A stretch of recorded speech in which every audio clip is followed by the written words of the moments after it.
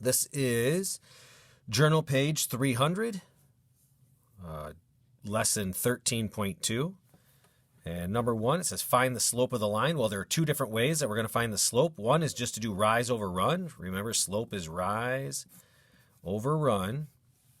So just doing rise over run here, you might look really quickly if you go too fast and you're going to say the rise is 2 here. But it's not, because the intervals are going up by 3. So really, to go from this dot here, that's 3, and then up another one would be 6. So it actually went up 6. The intervals along the x-axis are just by going by 1, so now we do count by 1s. 1, 2, 3. It went over 3. So rise 6, run 3. That's really just a slope of 2. Well, the other way we could have done that is to do change in y over change in x. So we would do 9 minus 3 on top, 9 minus 3, and on bottom, 2 minus negative 1. 2 minus negative 1, which is the same as 2 plus 1. 9 minus 3 is 6. 2 plus 1. 2 plus 1 is 3.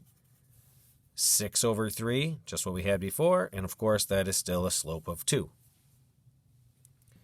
Next problem, number 2.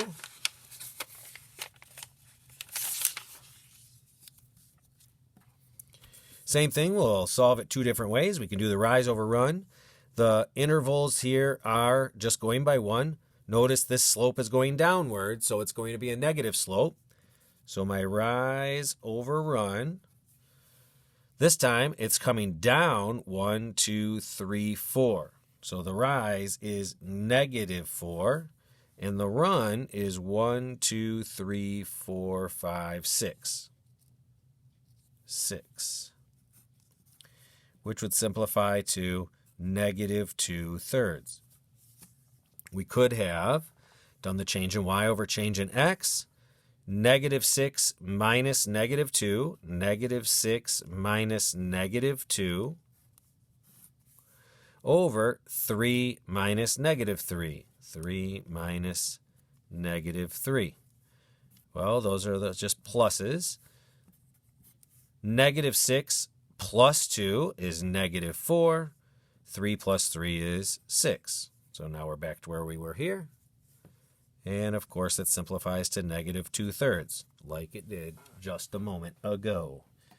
So there are those two.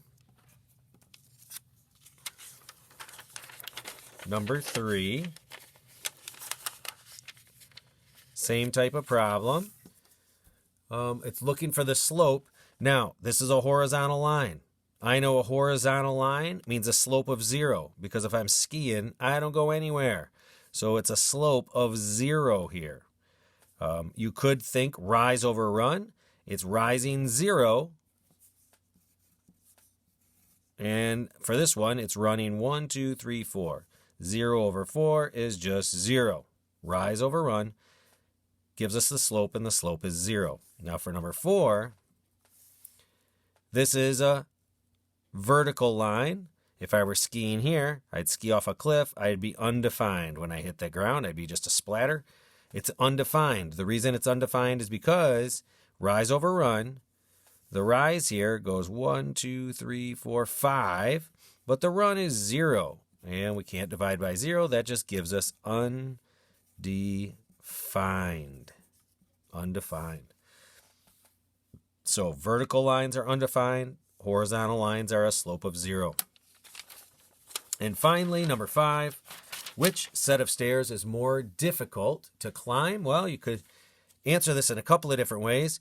You might say, well, this one has 3 stairs and this one only has 2. Therefore, 3 stairs would be harder to climb. Or you might say, well, this you have to raise your foot higher here. You have to go raise it 8 inches.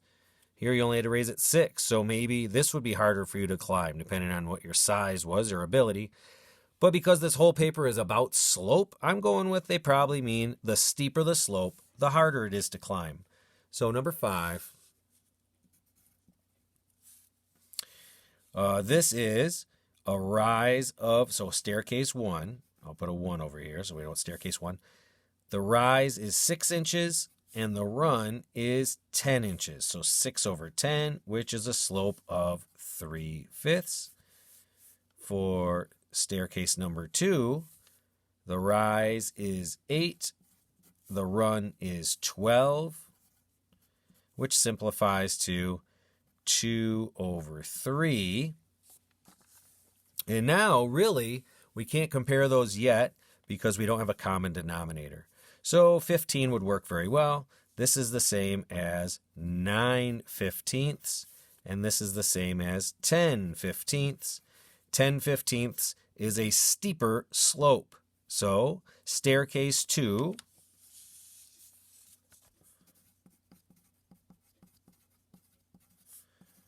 is steeper.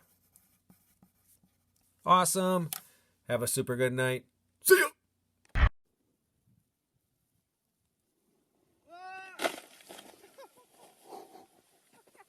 Nein, nein, nein.